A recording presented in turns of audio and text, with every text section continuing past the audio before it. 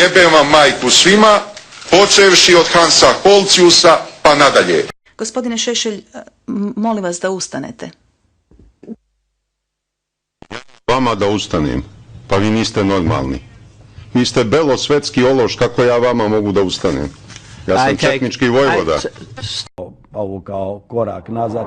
Nekoliko puta mi je psovao majku, pokušao sam da ne reagujem na takve psovke.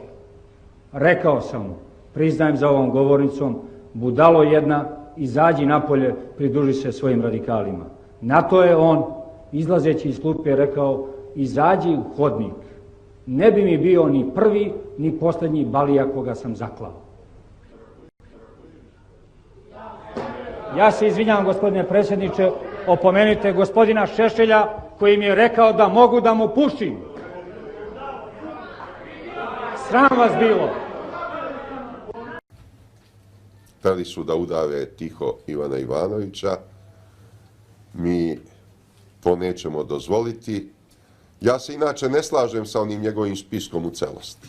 Mogao vam navesti bar 3 čoveka koja ne zaslužuju da se nađu na spisku srbomrzaca. To je Branko Radun, iako se pomalo onako poltronski odnosi prema naprednjačkom režimu. To je onaj nesrećni Dragomir Anđelković, koji je trenutno najveći Vučićev lični poltron, ali se ne može reći baš da spada u 30 najveći antisrba. I tu je Jelena Kaleuša, koja nikako na toj listi ne može da se nađe, pa ljudi, ona je biološki fenomen, ona živi i peva bez mozga. Kako neko bez mozga može da bude antisrbin? Ne može. Puste da dalje peva, ali ne može na takav spisak da ide. Eto, ja nađoh 3 imena koja ne zaslužuju da budu na tom spisku, možda bi mi moji saradnici dodali još neko. Ali to što je čovek izneo svoje mišljenje na internetu i dao političku kvalifikaciju, ne može predstavljati krivično delo. Preko kojih ministri zapravo otimaju novac posredstvom svojih prijatelja, poznanika i rođaka. Šta radi Aleksandar Vulin? Samo to radi. Kad je bio u kancelariji za Kosovo i Metohiju, tamo je krao. Kad je postao ministar, krade u ministarstvu. I otac mu je svojevremeno krao kad je ovaj bio generalni sekretar JUL-a. Pa ne može to. Ne može to. Mora imati porodični pedigre ispravan. Ne može ministar imati oca lopova kod kuće. Pa je li to moglo ikad u našem narodu? Nije moglo. I zna se, pazite, nije to sitni lopov da je bio negde gladan pa nešto ukrao da bi pojao. Nego krupan lopov koji je kao direktor zemljoradničke zadruge ukrao ogromne pare. Vulinov otac. Da pogledamo i ove druge. Da pogledamo ovog Zlatibora Lončara. Kako on krade novac od zdravstvenog osiguranja. Da pogledamo ministra prosvete. Gledajte u kamere, molim vas ka kamerama, gospodine Antiću. Samo sekund, molim vas. Vlado! Vlado!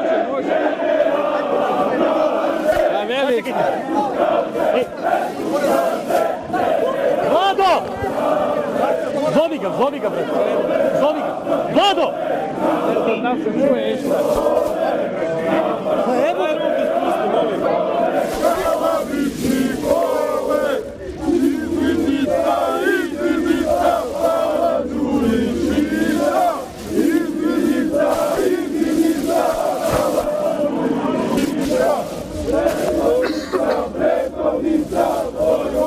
Pomogu malo teško sam.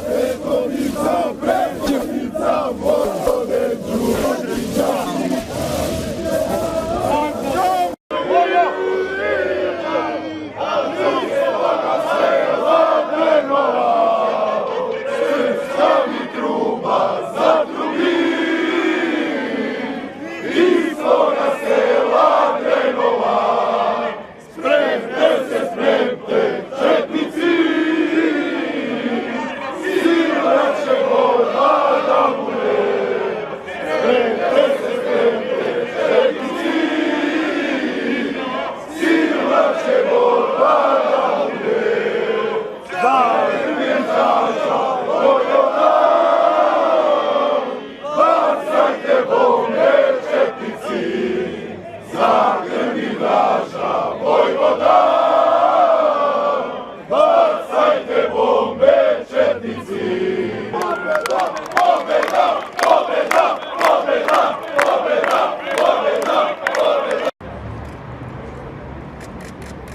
To je to. Tako. Evo, četnička ruka da te stegne. I to je komunistička. A gde vam je ona Staša Zajović, ne ona? Doći će. Ljudi su izređali prošle. Nije moguće. Samo sam istinu govorio. Nije isti govorio. Potpuno istinu. Gde ti onaj što je žena u crnom? Gde je onaj? Jesi ti žena u crnom? Jesam. Tako mi deluje. Jel farbaš kosu? Vi delujete, Malo. kao klovan kapitalizma. Ozbiljno. Aha. Svaka ti čast. Pa eto. Pa svaka Da vidite ti čast. kako ste zabavni. Ljude potlačene krizom, zauvek koji su izgubili sva prava. Jesi ti potlačen? Vi ih činite veselim i osvetoljubivim. Jesi ti potlačen? Vi ste pravi klovan. Jesi ti potlačen? Pravi cirkus. Jesam. Jesi? Ko te tlači? Da, tlači me buržuazija. Buržuazija? Da. Srpska buržuazija. I evropska, i američka, i ruska isto. A hoćete li u Evropsku uniju? Ne. Nego? Ne. Samostalno, u Evropsku uniju treba se raspadne, jer je to oruđe vladajućih klasa za tlačenje naroda. Pomalo nešto pametno iz tvojih usta da izađe. Mogu ja da uzem slobodu da vam poklonim knjigu od mog oca? Knjigu da, knjige imam rado na poklon. Ovo je za vas napravljeno. Evo, samo... Čim sam se pojavio u Beogradu, zakukaše Hrvati. A ja sam malo dodao vatre, pa je plantela cela Hrvatska. Pa sam se umešao u njihove izbore predsjedničke, pa sam upropastio Ivu Josipovića tako što sam ga hvalio i podržavao i omogućio mojoj dragoj Kolindi da pobedi. Zašto mi je drago što je pobedila? Pa zato što onako privlačno izgleda, što je velika glupača i što je otvoreni ustaša.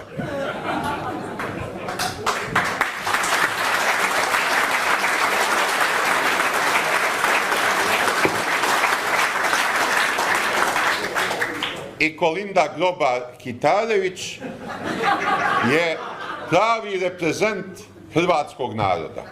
I vidite vi koliko ovaj predsjednik Republike Srbije, Tomislav Grobar-Pizdarević,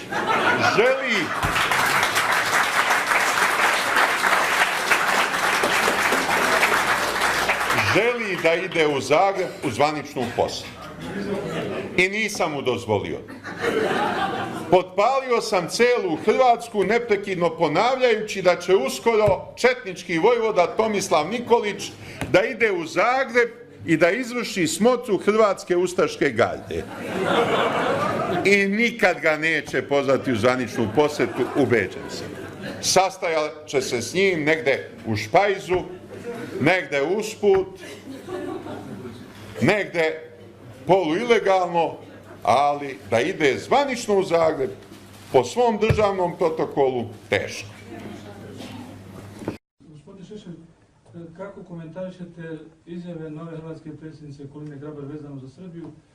Što se tiče Kolinde Grabar-Kitarević, ja sam s njom u veoma bliskim odnosima.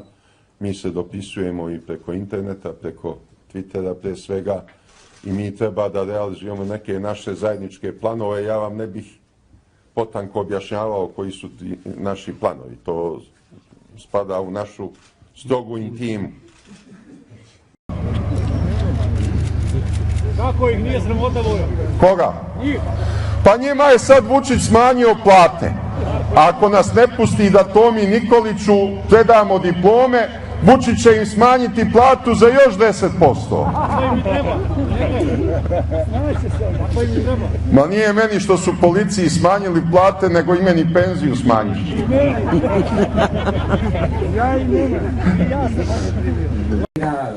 Izjavili ste za Sarajevske dane da ćete doći u Hrvatsku na tenku i naoružani. Da li i dalje to treba da tumačimo kao nastavak provokacija hrvatske javnosti koje se, kako ste naveli, radujete i što vam je cilj? Možete da to tumačite kako god hoćete. Novinarka je pitala da li bi želeo da dođem u Sarajevo. Rekao sam, čim dobijem pasoš doći ću. Pitala me da li bih išao u Hrvatsku, kažem tamo bi išao na tenku i naoružan do zuba. A vi tumačite kako god hoćete. Izvolite. Ne diraj ga, ne diraj ga! Ne diraj ga! Ne diraj ga! Nemoj da se neće da igraš! Pa nemoj! Pita ga komunističke man komunista! Šta je? Šta je? Da si valio čovjeka!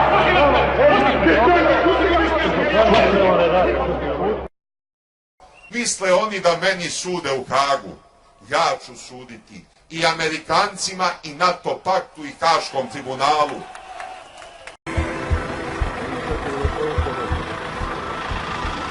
Pomoz Bog, braćo četnici! Kako su oni odgovorili Rusima u toku... Dobro, puste čovjeka, malo je popio, šta da mu radite? Evo, Rusija je i do sada aktivno i čvrsto... Nemojte tako sa čovjekom, pa pustite ga. Nemojte to. Ljotaj, ako je malo popio, šta da radi? Nevolja ljude natjera. Ali će nam trebati i vojska i policija za Kosovo i Metohiju. A treba će nam i jedan streljački stroj za one izdajnike što prodaju Kosovo i Metohiju. Gospodine Šešelj, jedno pitanje. Nekada ste govorili da svuda idete i svuda nosite pištolj. Da li danas imate pištolj? Ja bih vam dozvolio da mi nije neprijatno da me pregledate, ali ako ima neka mlada dama da se uveri, na to sam spreman.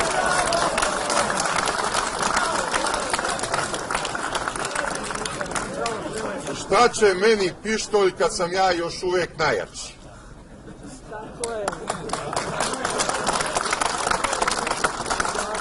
A i ranije sam pištolj nosio pre svega da ga ponekad pokažem pred novinarima, jer su novinari to želeli da vide, da slikaju.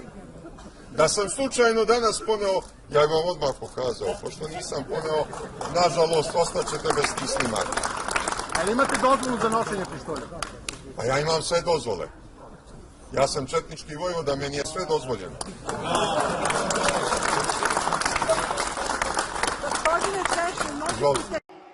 I sad, kad sam se vratio, jauču, leleću, zapomažu. Onaj idiot, generalni sekretar Jula, a sada desna ruka Aleksandra Vučića,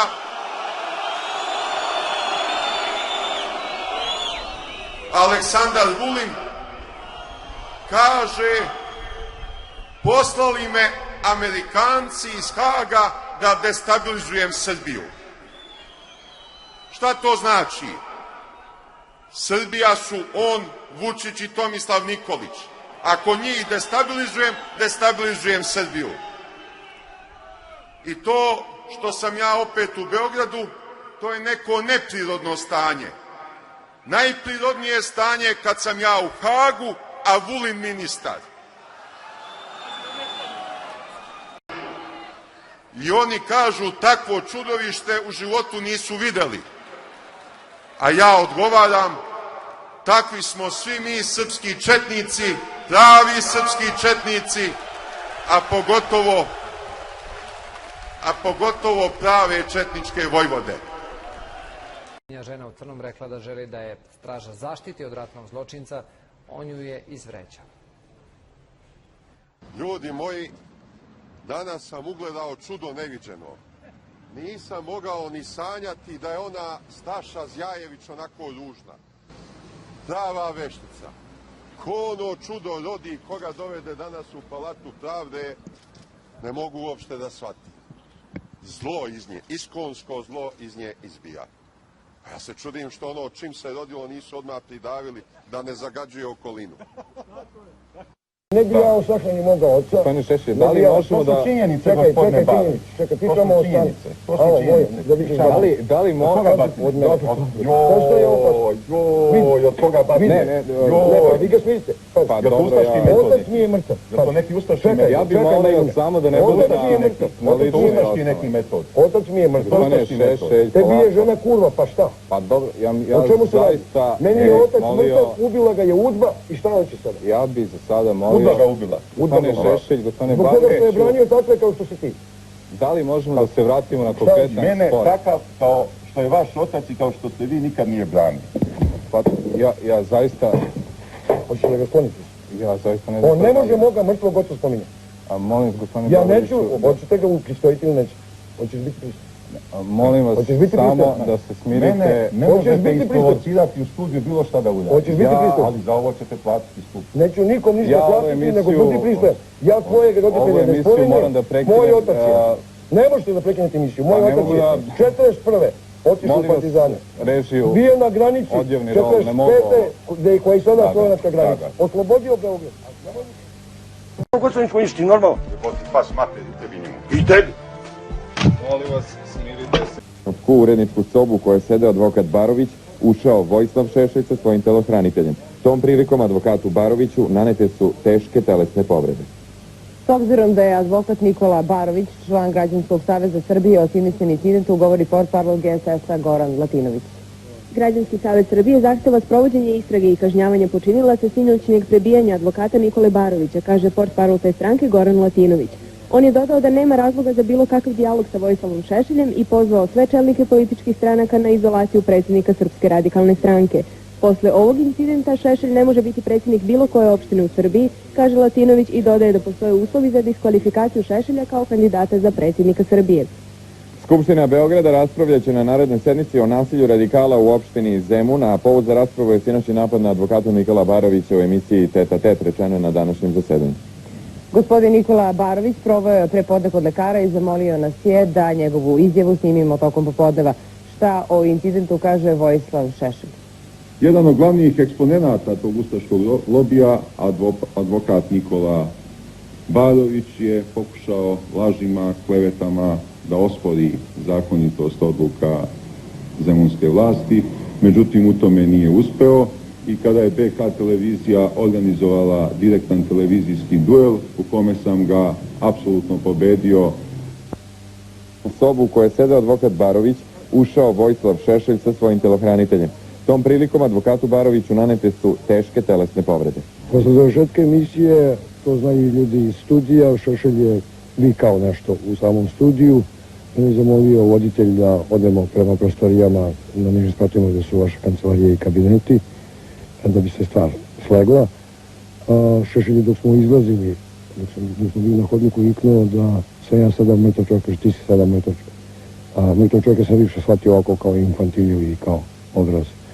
Znači, tako ga nisam uzeo to ozbiljno. Sedao sam sa vašim kolegom u jednom od kabineta i posle jedno 5-6, možda i 10 minuta od kad smo otišli iz studija, u jednom trenutku se vidio kako je Šešelj ušao u prostoriju, već je bio oko možda 3 metra u dubini prostorije i mislio sam kako je ona velika, da vjerojatno ide dalje u nju kako bi nešto razgovarao sa voditeljama, ne želi sa mnom da komunicira.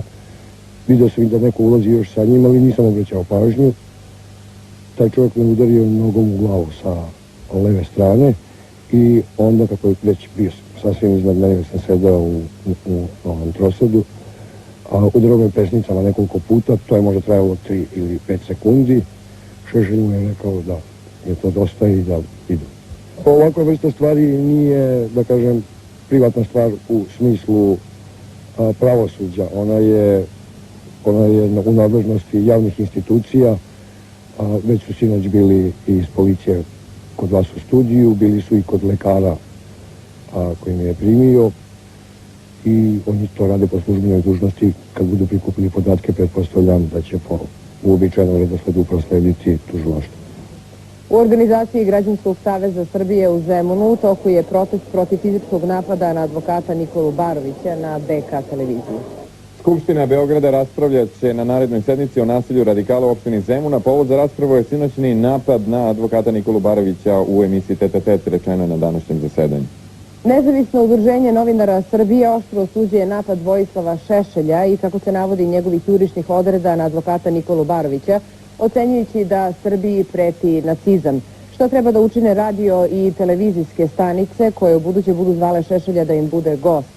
Da drže u studiju patrolu policije, da drže u pripravnosti svoje radnike obezbeđenja. Pita Nunci podsjeća da vođa radikala već godinama čini krivična dela. A šta o incidentu kaže Vojislav Šešelj? Jedan od glavnih eksponenata tog ustaškog lobija, advokat Nikola Barović, je pokušao lažima, klevetama da ospori zakonitost odluka zemunske vlasti, međutim u tome nije uspeo i kada je BK televizija organizovala direktan televizijski duel u kome sam ga apsolutno pobedio validnom argumentacijom, on je izgubio glavu, napravio incidentnu situaciju, počeo da viče, da vređa, fizički me napao, gađao me čašom punom vode. Emisija je prekinuta, napao me fizički posle emisije, ja sam ga onako lagano udario, a on se smandrljao iz neke stepenice, razbio se i to je sve, ništa se posebno nije desilo. Znate, meni nije prvi put u životu da me neki psihopata napadne i ja se vrlo lako odbranim od takvih napada.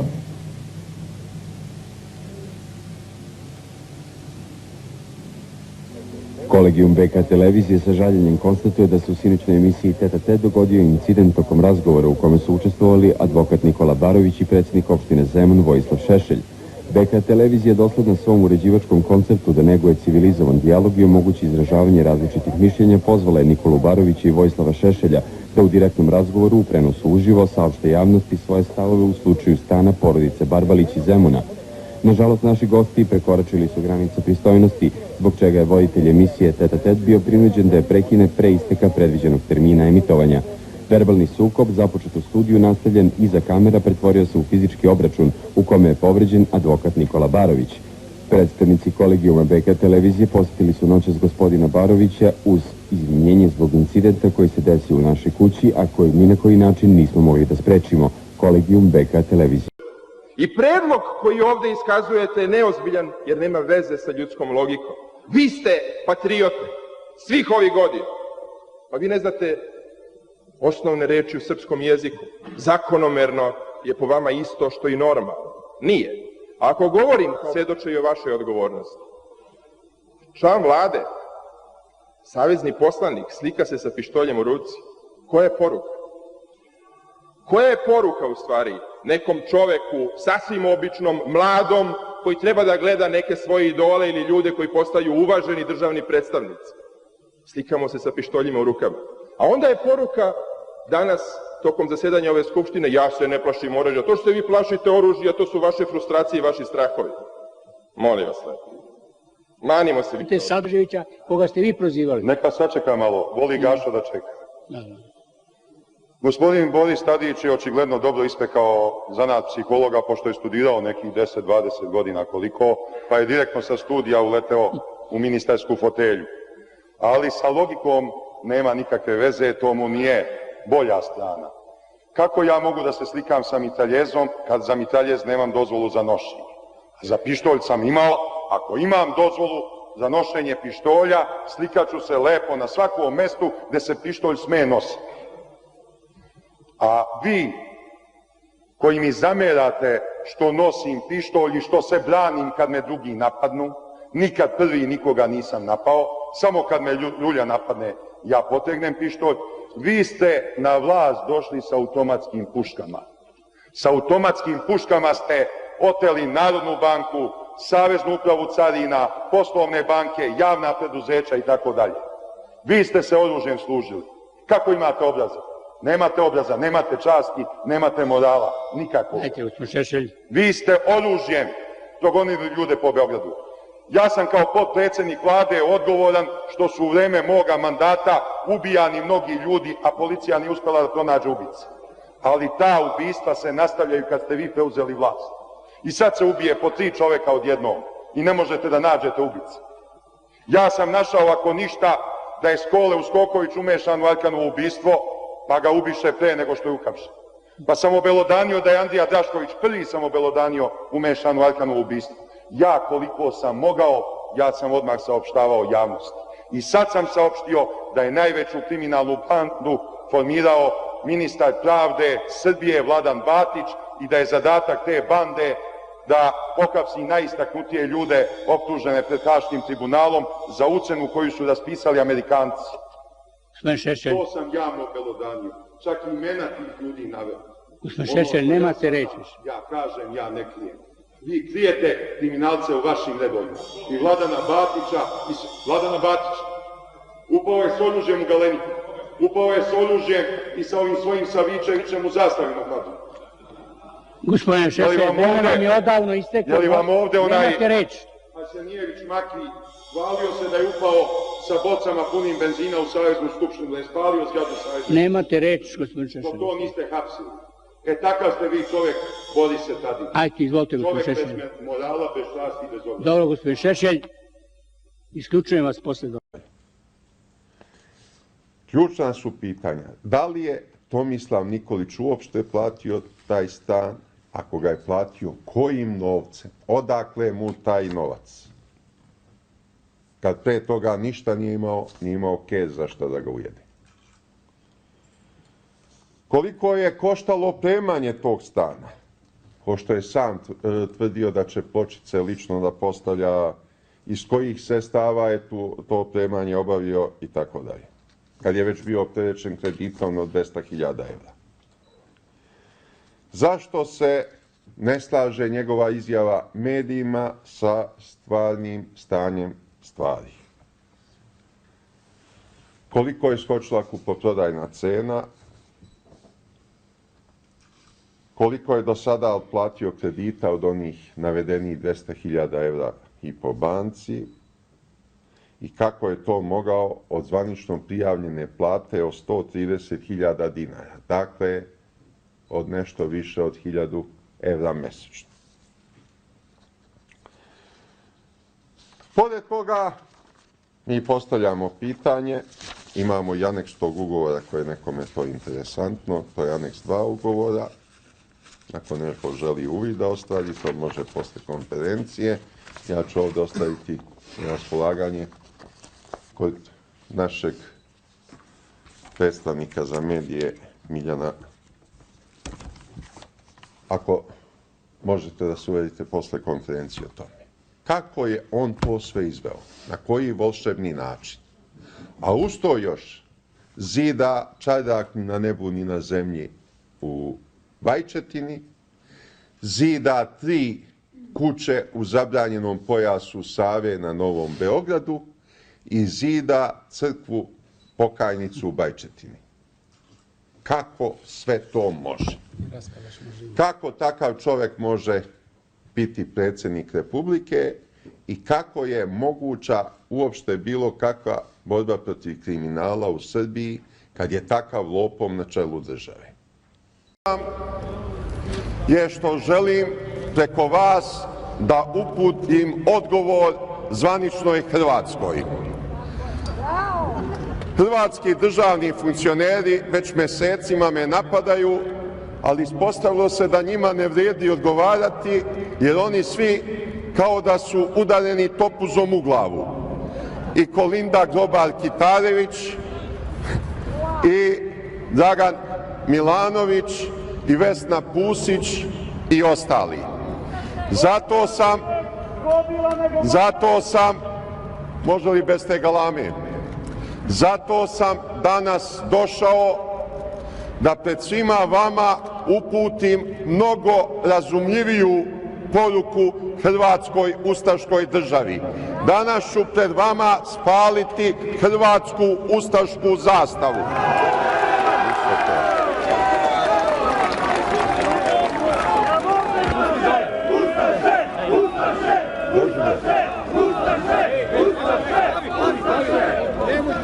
Izvoleće i on.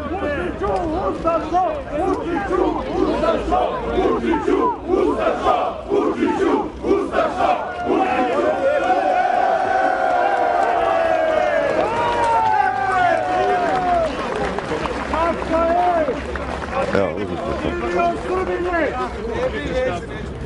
Može li bez galame, ovo je konferencija za štampu. Izvolite, dame i gospodo, ako vi imate neko pitanje. U izjavi za Kurir ste objasnili ko vam pomaže i ko vas još čuva u vašem domu, a u pitanju su vaši šarplaninci. Da, moji šarplaninci su mi najpouzdaniji, oni su ogromni, jaki, moćni Jedan se zove Tomislav, a ženka se zove Dragica.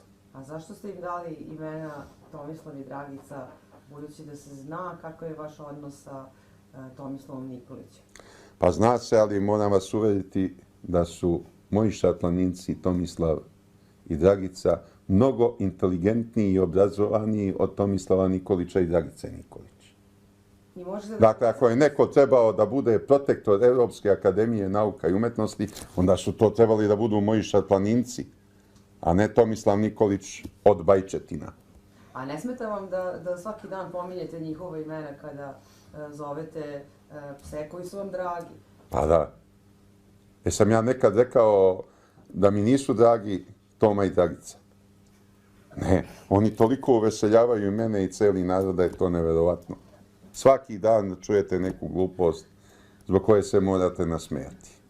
Oni su najveća zabava za ovaj ojađeni i napačeni srpski narod. Hvala. Dobro, evo i za kraj da vas pitam, jeste se čuli sa kumovima od kad ste se vratili iz Haga? S kojim kumovima? S nekima sam se i video, ali...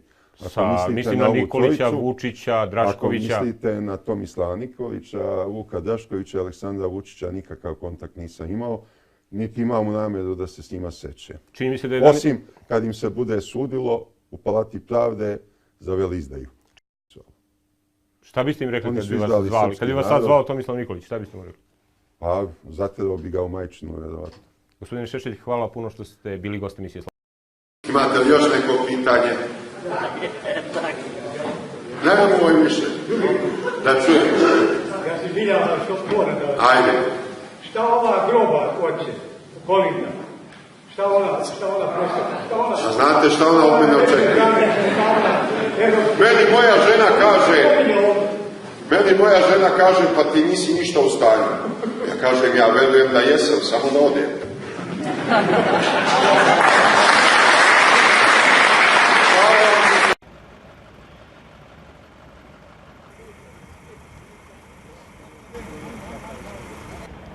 Kada ste čuli?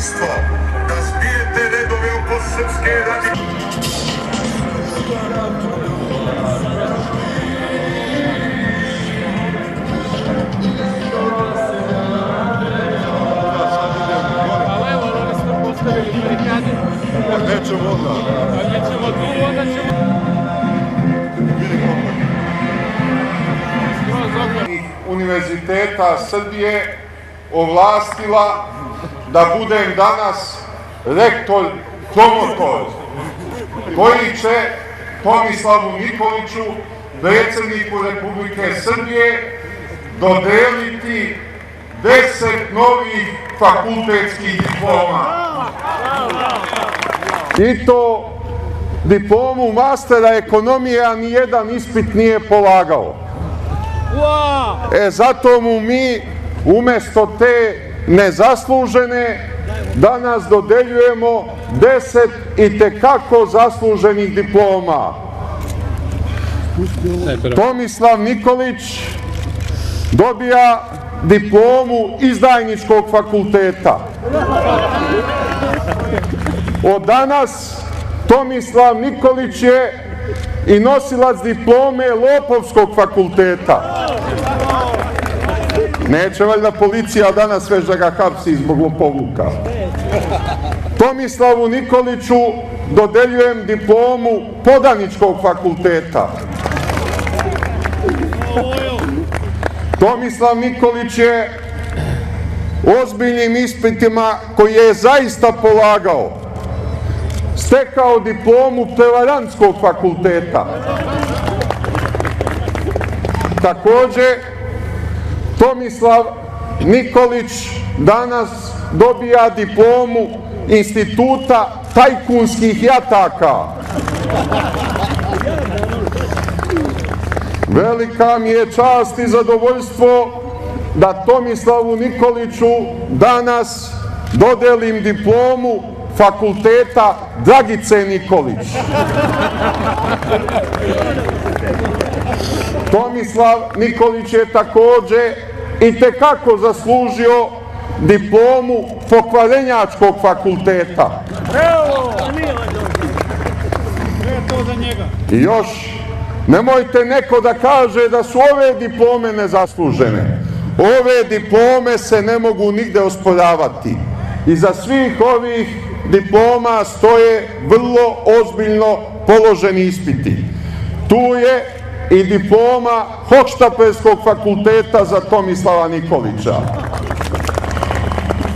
I na kraju proglašavam kao rektor promotor Asocijacije privatnih univerziteta Srbije Tomislava Nikolića za počasnog doktora nauka Univerziteta u Bajčetini. Sad, gospodo policajci, budite ljubazni, propustite samo mog izaslanika sa diplomama u zgradu predsjedništva Srbije. To je naše građansko pravo. Ajde. Evo ovako, da vam samo kažem. Samo će on da prođe. Samo da vam kažem. Nemojte, molim vas. Pa da dobro čujem, ja ne čujem dobro. Predsjednika, znači pisarnica ne radi i nemaju koga danas da primi. Kako danas je radni dan? Renovira se. Renovira se predsjedništvo. Ne pisarnica. Pa hoćemo li sad u Bajčetinu da idemo da mu to dodelimo? Hoćete li vi biti ljubazni kao policijski oficiri da preuzmete ove diplome? Ne bih želio da preuzimam, to mi nije dužnost. A može li jedan građanin sam da ode pred zgradu da postavi ispred zgrade? Rekao sam vam, ne može. Hoćete li da kontrolišete da nema bomba ni u jednoj diplomi? Ne bi to. Pa šta ćemo sad da radimo s diplomama? Ima drugi način dostavljanja. Koji? Ne znam. Pa mi ćemo ovde čekati dok vi smislite taj drugi način. Lepo uzmite diplome i završili smo posao. Pa da, vi imate dovoljno visok čin da u ime predsjednika Republike preuzmete njegove s mukom krvavo stečene diplome. Tako je. Šta je to, da tu nije struja neka u tome? Nije. Nije. Da su vezani njih dvojica za ruke, šta je? Nisu. Hoćete biti ljubazni da ovo uzmete? Pa šta ćemo onda? Da čekamo. Ajde, čekat ćemo sve dok pljusak ne line. Jedino jak pljusak mogao bi da nas otera odavde. I naravno ova žandarmerija da je došla na konjima, pa da malo strepimo. Ovako, vi jurišate, mi legnemo na zemlju, pa gazite.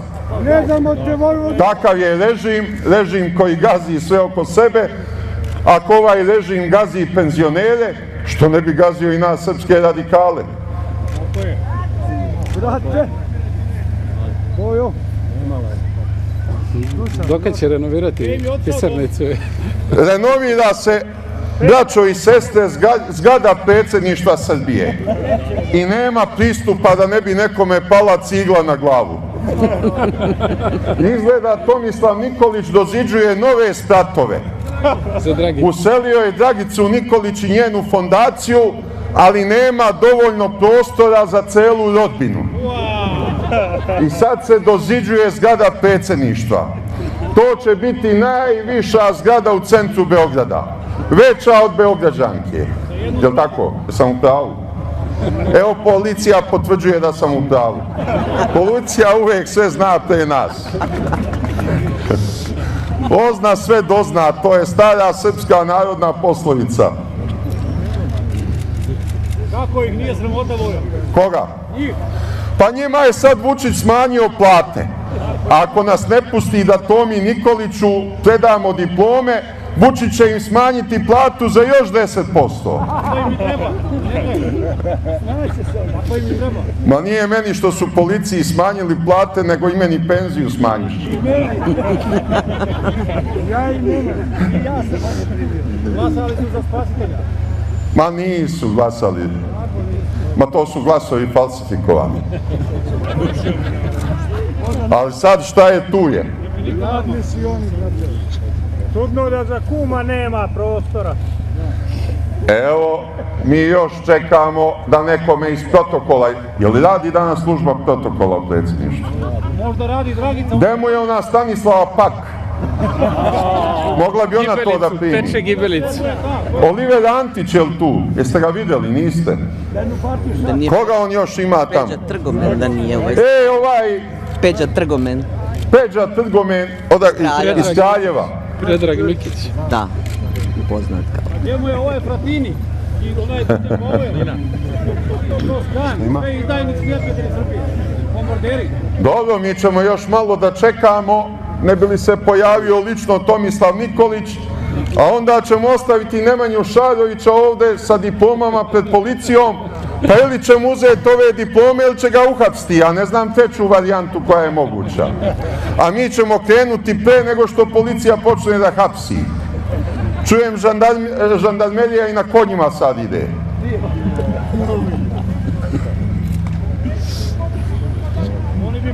Da sam malo mlađi, lako bi ja ove kordone sedio, nego ne mogu više, omatorio sam. Samo reci. Dobro, dobro. Nećemo na našu policiju, sušit ćemo mi ovaj režim, nećemo krvoproliće među Srbima, ali će nam trebati i vojska i policija za Kosovo i Metohiju. A treba će nam i jedan streljački stroj za one izdajnike što prodaju Kosovo i Metohiju. Vi naravno ne znate o kome se tu radi, ko je potpisao Briselski sporazum i ko dalje ide u tom pravcu. To niko ne zna, jer da se zna ko je taj, policija bi ga već odavno uhapsila. Ajde da ga vidimo, brate. Samo da ga vidimo, ne morate da ga vidimo. Ajde kume, javi se. Ajde, uzite. Ajde, Srbine, ajde. Trebali smo u Bajčetinu da odemo na Tomovaču. Ali je EU ograničio količinu pečenja komove. Sljedeće diplome ćemo nositi u Bajčetinu.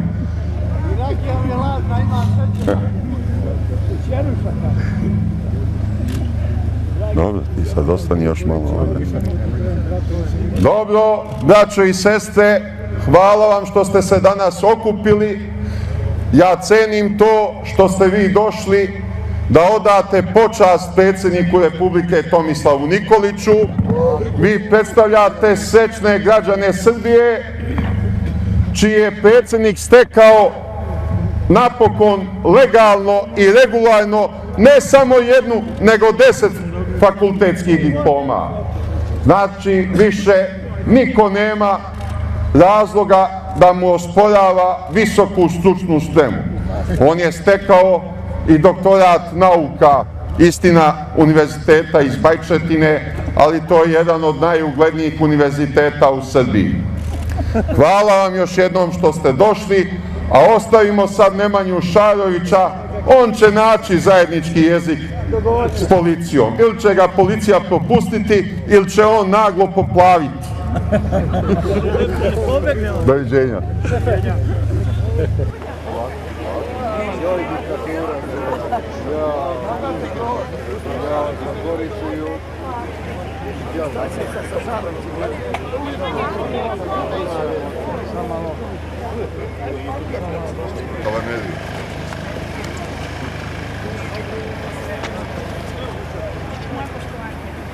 Ovo je opet počasna četa.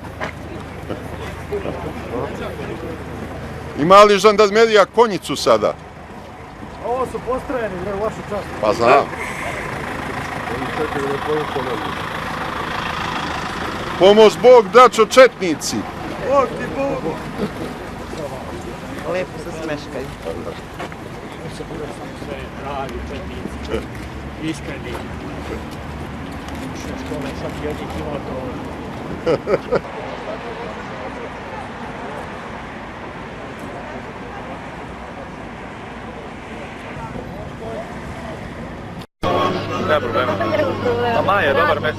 Srpska radikalna stranka i njeni kolektivni članovi, Srpski četnički pokret i Srpski kulturni klub pre 2 meseca su javno uputili zahtev aktuelnom jugoslovenskom komunističkom režimu da se grob najvećeg zlikovca i zločinca u istoriji srpskog naroda Josipa Broza Tita pod hitno seli iz Beograda.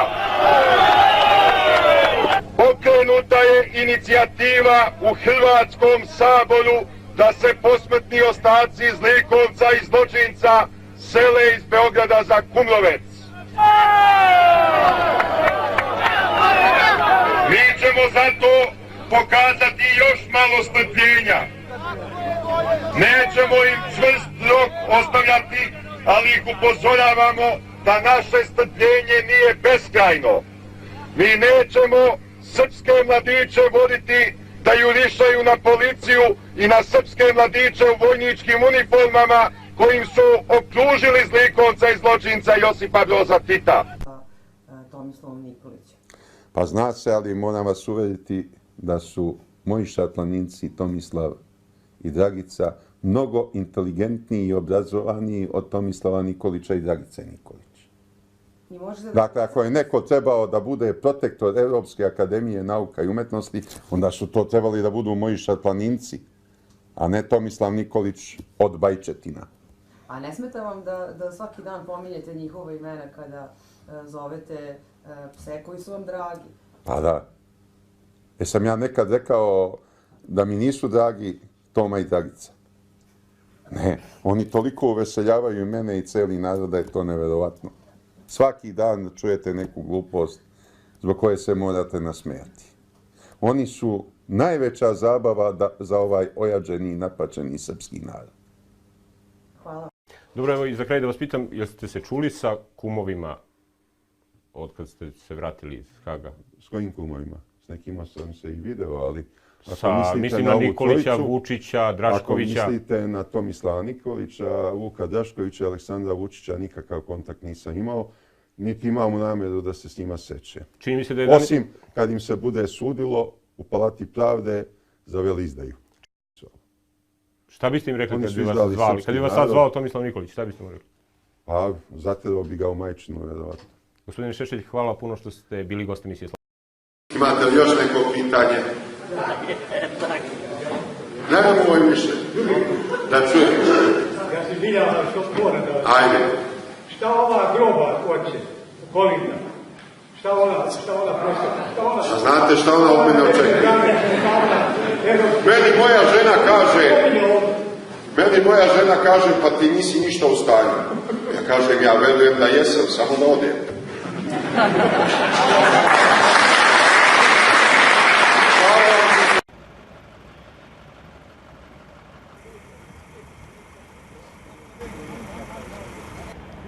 Kada ste čuli?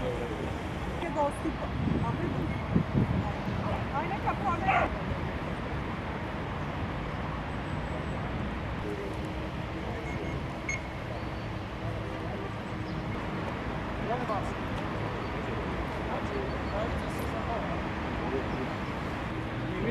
Evo ga ovaj mali,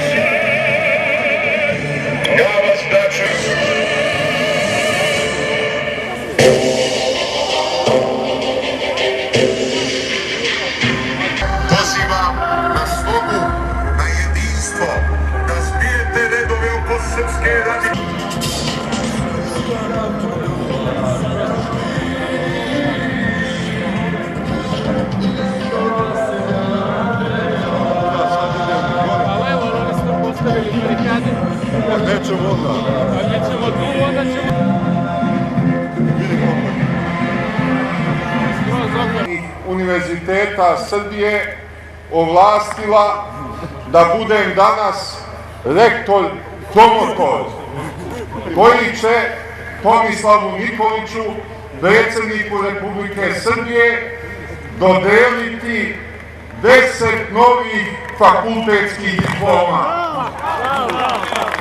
I to diplomu mastera ekonomije, a nijedan ispit nije polagao. Zato mu mi umjesto te nezaslužene danas dodeljujemo 10 itekako zasluženih diploma. Tomislav Nikolić dobija diplomu Izdajničkog fakulteta. Od danas Tomislav Nikolić je i nosilac diplome Lopovskog fakulteta. Neće valjda policija danas već da ga hapsi zbog lopovluka. Tomislavu Nikoliću dodeljujem diplomu Podaničkog fakulteta. Tomislav Nikolić je ozbiljnim ispitima koji je zaista polagao stekao diplomu Prevarantskog fakulteta. Takođe, Tomislav Nikolić danas dobija diplomu Instituta tajkunskih jataka. Velika mi je čast i zadovoljstvo da Tomislavu Nikoliću danas dodelim diplomu Fakulteta Dragice Nikolić. Tomislav Nikolić je takođe itekako zaslužio diplomu Pokvarenjačkog fakulteta. I još, nemojte neko da kaže da su ove diplome nezaslužene. Ove diplome se ne mogu nigde osporavati. Iza svih ovih diploma stoje vrlo ozbiljno položeni ispiti. Tu je i diploma Hohštaplerskog fakulteta za Tomislava Nikolića. I na kraju proglašavam kao rektor promotor Asocijacije privatnih univerziteta Srbije Tomislava Nikolića za počasnog doktora nauka Univerziteta u Bajčetini. Sad, gospodo policajci, budite ljubazni, propustite samo mog izaslanika. Ja bih molio samo da ne bude na lični Imaš ti neki metod. Otac mi je mrtav. Tebi je žena kurva, pa šta? Pa dobro, ja zaista... Meni je otac mrtav, ubila ga je Udba i šta hoće sada? Ja bih za sada molio... Udba ga ubila. Gospodine Šešelj, gospodine Zbog toga što je branio takve kao što si ti. Da li možemo da se vratimo na konkretan spor? Mene takav kao što je vaš otac i kao što ste vi nikad nije branio. Pa ja zaista... Hoćeš li ga skloniti? Ja zaista ne znam... On ne može moga mrtvog oca spominjati. A molim, gospodine... Ja neću, hoćete ga upristojiti ili neće? Hoćeš biti pristojan? Molim vas samo da se smirite... Ne možete isprovocirati u studiju bilo šta da uradite. Hoćeš biti pristojan? Ali za ovo ćete platiti skup. Neću nikom ništa platiti, nego budi pristojan. Ja tvojeg roditelja ne spominjem, moj otac je. Ne možete da prekinete emisiju, moj otac je 41. Otišu u Partizane. Bio na granici 45. koja je sada slovenačka granica. Oslobodio Beograd. Kako sam poništi, normalno? Jeboti pas materi tebi njemu. I tebi. Molim vas, smirite se. U uredničku sobu koje je sedeo advokat Barović ušao Vojislav Šešelj sa svojim telohraniteljem. Tom prilikom advokatu Baroviću nanete su teške telesne povrede. S obzirom da je advokat Nikola Barović, član Građanskog saveza Srbije, osumnjičen incidentu, govori portparol GSS-a Goran Latinović. Građanski savez Srbije zahteva sprovođenje istrage i kažnjavanje počinilaca sinoćnjeg prebijanja advokata Nikole Barovića, kaže portparol te stranke Goran Latinović. On je dodao da nema razloga za bilo kakav dijalog sa Vojislavom Šešeljem i pozvao sve čelnike političkih stranaka na izolaciju predsjednika Srpske radikalne stranke. Posle ovog incidenta Šešelj ne može biti predsjednik bilo koje opštine u Srbiji, kaže Latinović i dodaje da postoje uslovi za diskvalifikaciju Šešelja kao kandidata za predsjednika Srbije. Skupština Beograda raspravljaće na narednoj sednici o nasilju radikala u opštini Zemun, a povod za raspravu je sinoćni napad na advokata Nikola Barovića u emisiji Teta Tet, rečeno na današnjem zasedanju.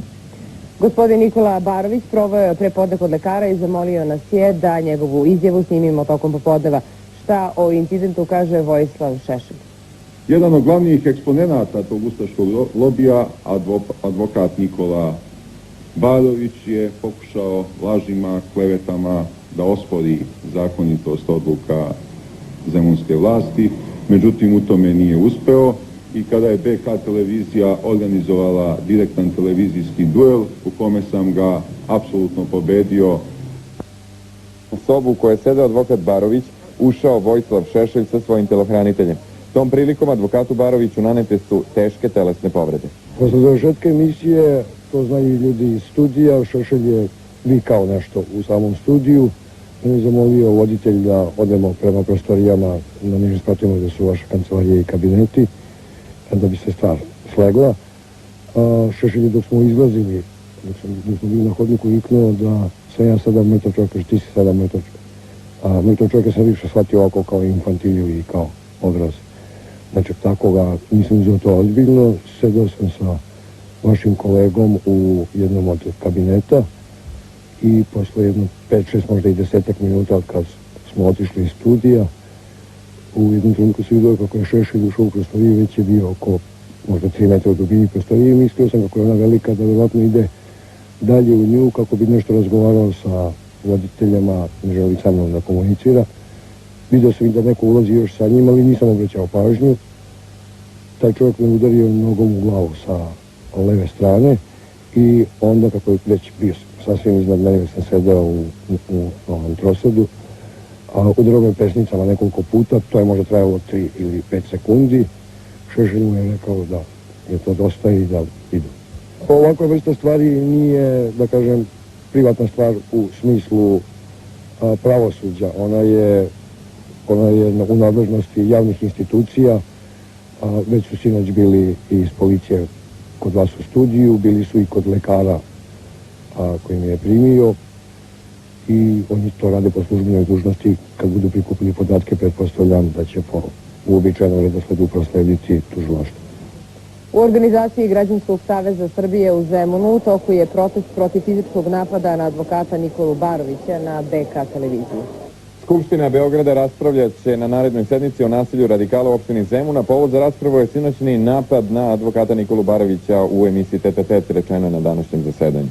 Nezavisno udruženje novinara Srbije oštro osuđuje napad Vojislava Šešelja i, kako se navodi, njegovih jurišnih odreda na advokata Nikolu Barovića, ocenjujući da Srbiji preti nacizam. Što treba da učine radio i televizijske stanice koje u buduće budu zvale Šešelja da im bude gost? Da drže u studiju patrolu policije, da drže u pripravnosti svoje radnike obezbeđenja. Pita Nunci podsjeća da vođa radikala već godinama čini krivična dela. A šta o incidentu kaže Vojislav Šešelj?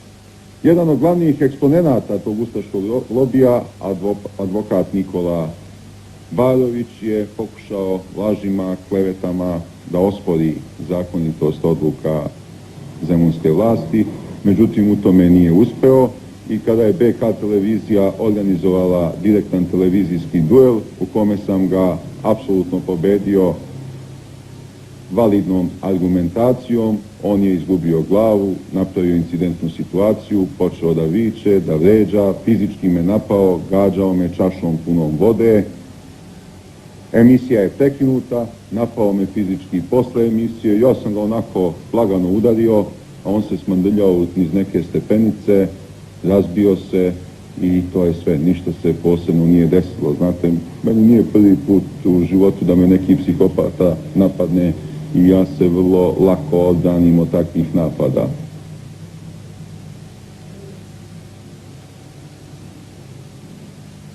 Kolegijum BK televizije sa žaljenjem konstatuje da se u sinoćnoj emisiji Teta Tet dogodio incident tokom razgovora u kome su učestvovali advokat Nikola Barović i predsjednik opštine Zemun Vojislav Šešelj. BK televizija dosledna svom uređivačkom konceptu da neguje civilizovan dijalog i omogući izražavanje različitih mišljenja, pozvala je Nikolu Barovića i Vojislava Šešelja da u direktnom razgovoru u prenosu uživo saopšte javnosti svoje stavove u slučaju stana porodice Barbalić iz Zemuna. Nažalost, naši gosti prekoračili su granice pristojnosti, zbog čega je voditelj emisije Teta Tet bio prinuđen da je prekine pre isteka predviđenog termina emitovanja. Verbalni sukob, započet u studiju, nastavljen iza kamera, pretvorio se u fizički obračun u kome je povređen advokat Nikola Barović. Predstavnici kolegijuma BK televizije posjetili su noćas gospodina Barovića uz izvinjenje zbog incidenta koji se desio u našoj kući, a koji ni na koji način nismo mogli da sprečimo. Kolegijum BK televizije. I predlog koji ovdje iskazujete je neozbiljan jer nema veze sa ljudskom logikom. Vi ste patriote svih ovih godina. Pa vi ne znate osnovne reči u srpskom jeziku. Zakonomerno je po vama isto što i normalno. Nije. A ako govorim, svedoče i o vašoj odgovornosti. Član vlade, savezni poslanik, slika se sa pištoljem u ruci. Koja je poruka?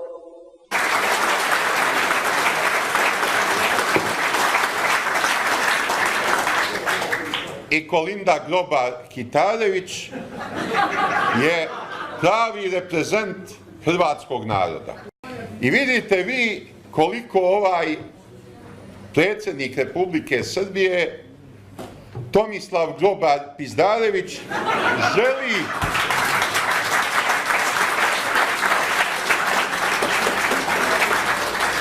želi da ide u Zagreb u zvaničnu posjetu. I nisam mu dozvolio. Potpalio sam celu Hrvatsku neprekidno ponavljajući da će uskoro četnički vojvoda Tomislav Nikolić da ide u Zagreb i da izvrši smotru Hrvatske ustaške garde. I nikad ga neće pozvati u zvaničnu posjetu, ubeđen sam. Sastajat će se s njim negde u špajzu, negde usput, negde poluilegalno, ali da ide zvanično u Zagreb po svom državnom protokolu, teško. Gospodine Šešelj, kako komentarišete izjave nove hrvatske predsjednice Kolinde Grabar vezano za Srbiju? Što se tiče Kolinde Grabar-Kitarević, ja sam s njom u veoma bliskim odnosima.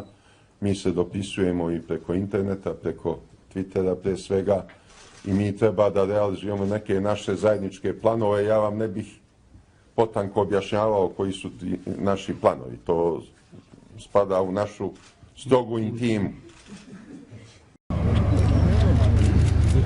Kako ih nije sramota, Vojo? Koga? Pa njima je sad Vučić smanjio plate. Ako nas ne pusti da Tomi Nikoliću predamo diplome, Vučić će im smanjiti platu za još 10%.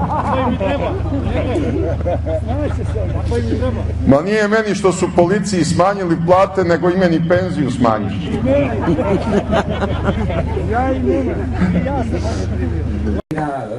Izjavili ste za Sarajevske dane da ćete doći u Hrvatsku na tenku i naoružani. Da li i dalje to treba da tumačimo kao nastavak provokacija hrvatske javnosti koje se, kako ste naveli, radujete i što vam je cilj?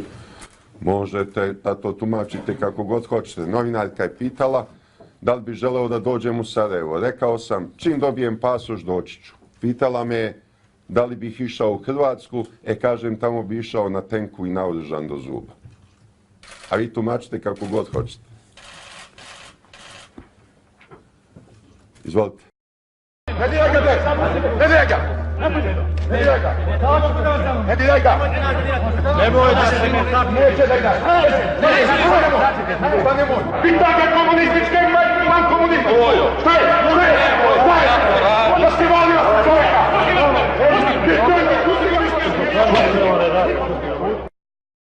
Misle oni da meni sude u Hagu. Ja ću suditi i Amerikancima i NATO paktu i Haškom tribunalu.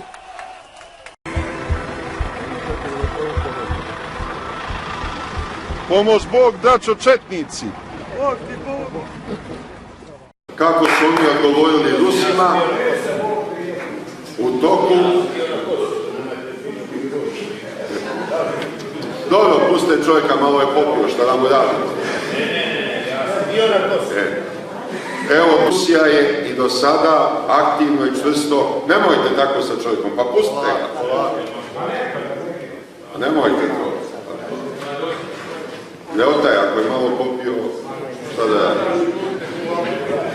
Nevolja ljude natjera.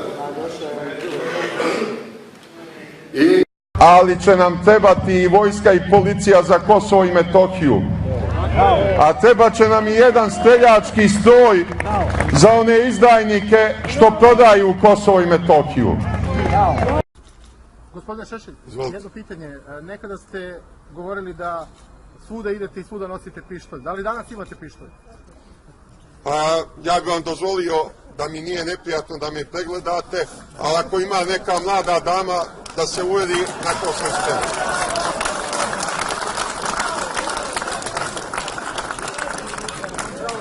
Šta će meni pištolj kad sam ja još uvijek najjači?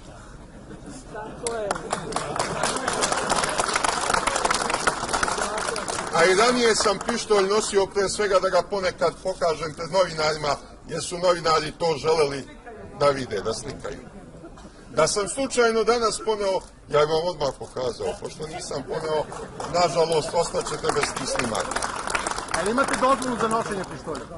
Pa ja imam sve dozvole. Ja sam četnički vojvoda, meni je sve dozvoljeno.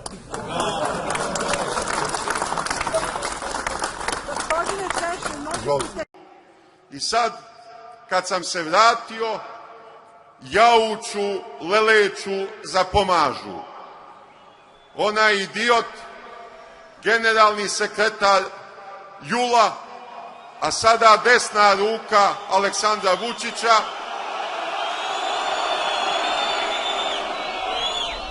Aleksandar Vulin, kaže, poslali me Amerikanci iz Haga da destabilizujem Srbiju. Šta to znači? Srbija su on, Vučić i Tomislav Nikolić. Ako njih destabilizujem, destabilizujem Srbiju. I to što sam ja opet u Beogradu, to je neko neprirodno stanje. Najprirodnije stanje kad sam ja u Hagu, a Vulin ministar. I oni kažu, takvo čudovište u životu nisu videli. A ja odgovaram, takvi smo svi mi srpski četnici, pravi srpski četnici, a pogotovo prave četničke vojvode. Žena u crnom rekla da želi da je straža zaštiti od ratnog zločinca, on ju je izvređao. Ljudi moji, Danas sam ugledao čudo neviđeno. Nisam mogao ni sanjati da je ona Staša Zjajević onako ružna. Prava veštica. Ko ono čudo rodi, koga dovede danas u Palatu pravde, ne mogu uopšte da shvatim. Zlo iz nje, iskonsko zlo iz nje izbija. Ja se čudim što ono čim se rodilo nisu odmah pridavili da ne zagađuje okolinu. Ne bi ja osakljeni moga oca. Gospodine Šešelj, da li možemo da... To su činjenice, gospodine Barović. Čekaj, pričamo o stanu. To su činjenice. Da li možemo... Joj, od koga bati? Ne, vi ga smijete. Pa dobro, ja... Otac nije mrtav. Jel to neki ustaš? Koja je poruka u stvari nekom čoveku, sasvim običnom, mladom, koji treba da gleda neke svoje idole ili ljude koji postaju uvaženi državni predstavnici? Slikamo se sa pištoljima u rukama. A onda je poruka danas, tokom zasedanja ove skupštine, ja se ne plašim oružja. To što se vi plašite oružja, to su vaše frustracije i vaši strahovi. Molim vas lepo. Manimo se vi. Te Sadrževića, koga ste vi prozivali. Neka sačeka malo, voli Gašo da čeka. Gospodin Boris Tadić je očigledno dobro ispekao zanat psihologa, pošto je studirao nekih 10-20 godina koliko, pa je direktno sa studija uleteo u ministarsku fotelju. Ali sa logikom nema nikakve veze, to mu nije bolja strana. Kako ja mogu da se slikam sa mitraljezom kad za mitraljez nemam dozvolu za nošenje? Za pištolj sam imao, ako imam dozvolu za nošenje pištolja, slikaću se lepo na svakom mestu gde se pištolj sme nositi. A vi, koji mi zamerate što nosim pištolj i što se branim kad me drugi napadnu, nikad prvi nikoga nisam napao, samo kad me ljulja napadne, ja potegnem pištolj. Vi ste na vlast došli sa automatskim puškama. Sa automatskim puškama ste oteli Narodnu banku, Saveznu upravu carina, poslovne banke, javna preduzeća i tako dalje. Vi ste se oružjem služili. Kako imate obraza? Nemate obraza, nemate časti, nemate morala, nikako. Vi ste oružjem progonili ljude po Beogradu. Ja sam kao potpredsjednik vlade odgovoran što su u vreme moga mandata ubijani mnogi ljudi, a policija nije uspela da pronađe ubice. Ali ta ubistva se nastavljaju kad ste vi preuzeli vlast. I sad se ubije po 3 čoveka odjednom i ne možete da nađete ubice. Ja sam našao, ako ništa, da je Skole Uskoković umešan u Arkanovo ubistvo, pa ga ubiše pre nego što je uhapšen. Pa sam obelodanio da je Andrija Drašković prvi sam obelodanio umešan u Arkanovo ubistvo. Ja koliko sam mogao, ja sam odmah saopštavao javnosti. I sad sam saopštio da je najveću kriminalnu bandu formirao ministar pravde Srbije Vladan Batić i da je zadatak te bande da pohapsi najistaknutije ljude optužene pred Haškim tribunalom za ucenu koju su raspisali Amerikanci. To sam javno obelodanio. Čak imena tih ljudi naveo. Gospodin Šešelj, nemate reći. Ja kažem, ja ne krijem. Vi krijete kriminalce u vašim redovima. I Vladana Batića. Upao je s oružjem u Galeniku. Upao je s oružjem i sa ovim svojim Savičevićem u Zastavimo hadu. Gospodine Šešelj, vreme vam je odavno isteklo. Je li vam ovde onaj... Nemate reći. Arsenijević Maki hvalio se da je upao sa bocama punim benzina u Saveznu skupštinu, da je spalio zgradu Saveznu. Nemate reći, gospodin Šešelj. To niste hapsili. Takav ste vi čovjek, Borise Tadić. Ajde, izvolite, gospodin Šešelj. Čovjek bez morala, bez časti, bez obrade. Dobro, gospodin Šešelj, isključujem vas posle dobro. Ključna su pitanja. Da li je Tomislav Nikolić uopšte platio taj stan? Ako ga je platio, kojim novcem? Odakle mu taj novac? Kad pre toga ništa nije imao kez za šta da ga ujede.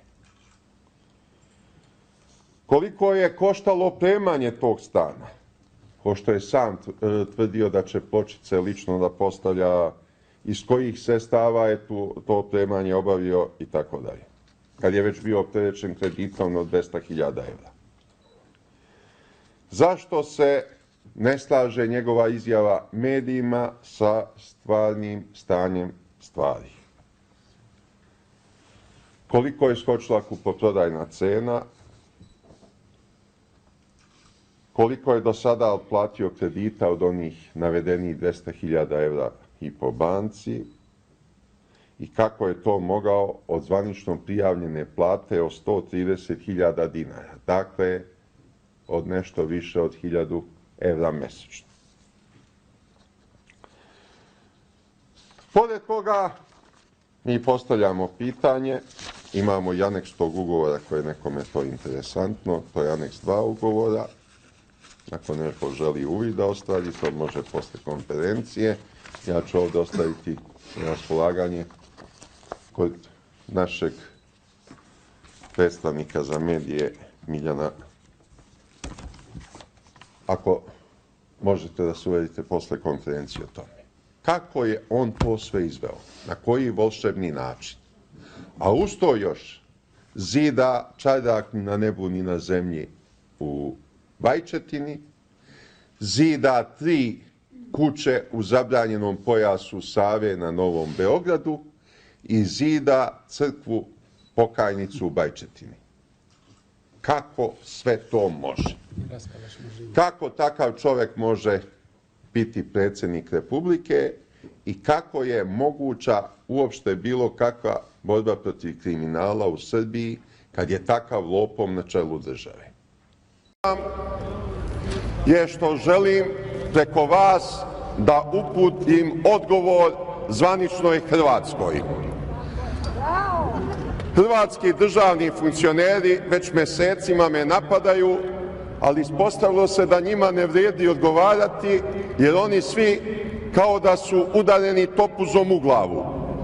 I Kolinda Grobar-Kitarević, i Dragan Milanović, i Vesna Pusić, i ostali. Zato sam, može li bez te galame, zato sam danas došao da pred svima vama uputim mnogo razumljiviju poruku Hrvatskoj ustaškoj državi. Danas ću pred vama spaliti hrvatsku ustašku zastavu.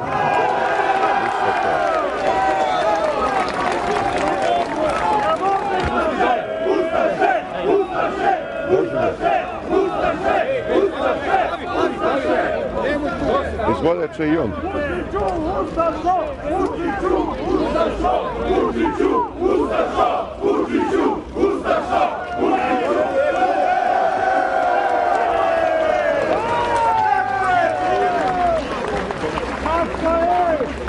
Evo, uzite to. Može li bez galame, ovo je konferencija za štampu. Izvolite, dame i gospodo, ako vi imate neko pitanje. U izjavi za Kurir ste objasnili ko vam pomaže i ko vas još čuva u vašem domu, a u pitanju su vaši šarplaninci. Da, moji šarplaninci su mi najpouzdaniji, oni su ogromni, jaki, moćni. Jedan se zove Tomislav, a ženka se zove Dragica. A zašto ste im dali imena Tomislav i Dragica, budući da se zna kako je vaš odnos sa... Jebem vam majku svima, počevši od Hansa Holciusa pa nadalje. Gospodine Šešelj, molim vas da ustanete. Vama da ustanem, pa vi niste normalni. Vi ste belosvetski ološ, kako ja vama mogu da ustanem? Ja sam četnički vojvoda. Ovo kao korak nazad. Nekoliko puta mi je psovao majku, pokušao sam da ne reagujem na takve psovke. Rekao sam mu, priznajem za ovom govornicom, budalo jedna, izađi napolje, pridruži se svojim radikalima. Na to je on, izlazeći iz klupe, rekao, izađi u hodnik. Ne bi mi bio ni prvi, ni posljednji balija koga sam zaklao. Ja se izvinjavam, gospodine predsjedniče, opomenite gospodina Šešelja koji mi je rekao da mogu da mu pušim. Sram vas bilo. Hteli su da udave tiho Ivana Ivanovića. Mi to nećemo dozvoliti. Ja se inače ne slažem sa onim njegovim spiskom u celosti. Mogao vam navesti bar 3 čoveka koja ne zaslužuju da se nađu na spisku srbomrzaca. To je Branko Radun, iako se pomalo onako poltronski odnosi prema naprednjačkom režimu.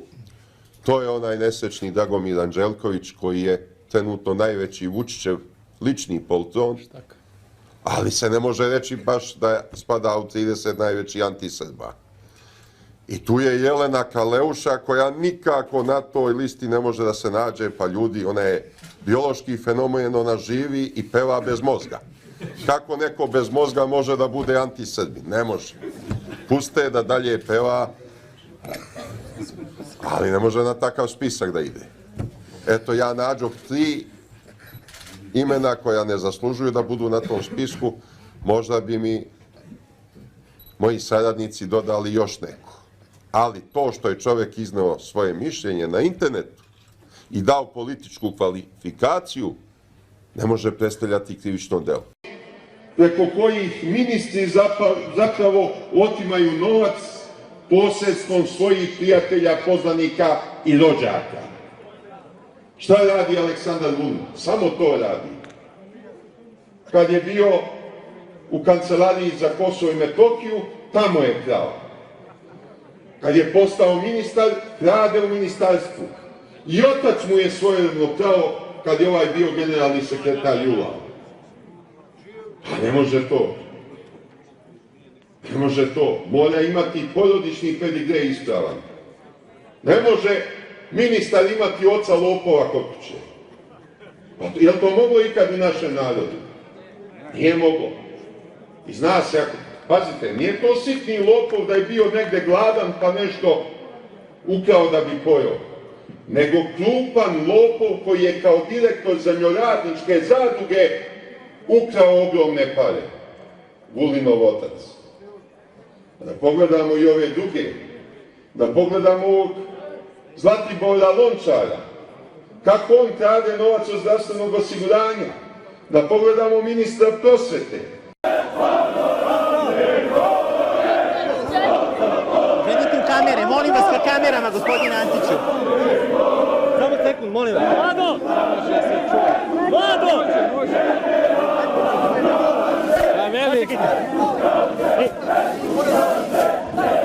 Vlado! Zovi ga, brate. Zovi ga.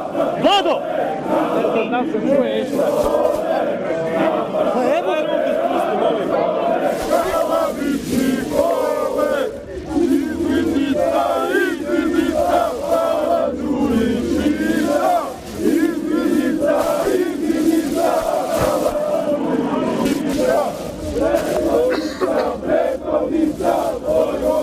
Pomogu malo teško sam.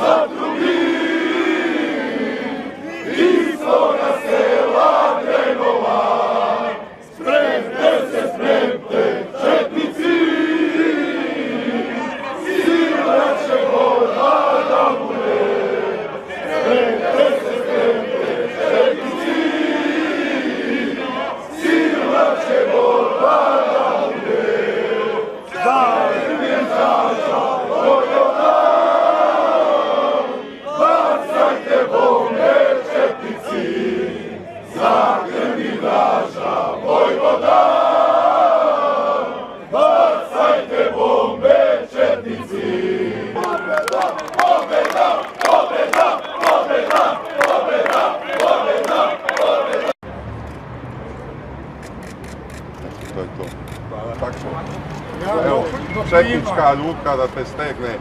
I to je komunistička. A gde vam je ona Staša Zajović, ne ona?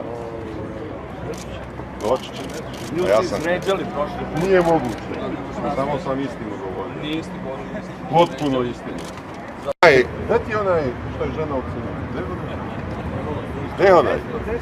Jesi ti žena u crnom? Jesam. Tako mi deluje. Jel fali baš posao? Vi delujete kao klovan kapitalizma. Ozbiljno? Aha. Svaka ti čast. Pa eto. Pa vidite kako ste zabavni. Ljude potlačene krizom, zauvek koji su izgubili sva prava, vi ih činite veselim i osvetoljubivim. Jesi ti potlačen? Vi ste pravi klovn. Jesi ti potlačen? Pravi cirkus. Jesam, da, potlačen. Ko te tlači? Da, tlači me buržuazija. Buržuazija? Da. Srpska buržuazija. I evropska, i američka, i ruska isto. A hoćete li u Evropsku uniju? Ne. Nego? Ne. Samostalno, u Evropsku uniju treba se raspadne, jer je to oruđe vladajućih klasa za tlačenje naroda. Pomalo nešto pametno iz tvojih usta da izađe. Mogu ja da uzem slobodu da vam poklonim knjigu od mog oca? Knjigu, da. Knjige imam rado na poklon. Ovo je za vas napravljeno. Samo... Čim sam se pojavio u Beogradu, zakukaše Hrvati. A ja sam malo dodao vatre, pa je plantela cela Hrvatska. Pa sam se umešao u njihove izbore predsjedničke, pa sam upropastio Ivu Josipovića tako što sam ga hvalio i podržavao i omogućio mojoj dragoj Kolindi da pobedi. Zašto mi je drago što je pobedila? Pa zato što onako privlačno izgleda, što je velika glupača i što je otvoreni ustaša.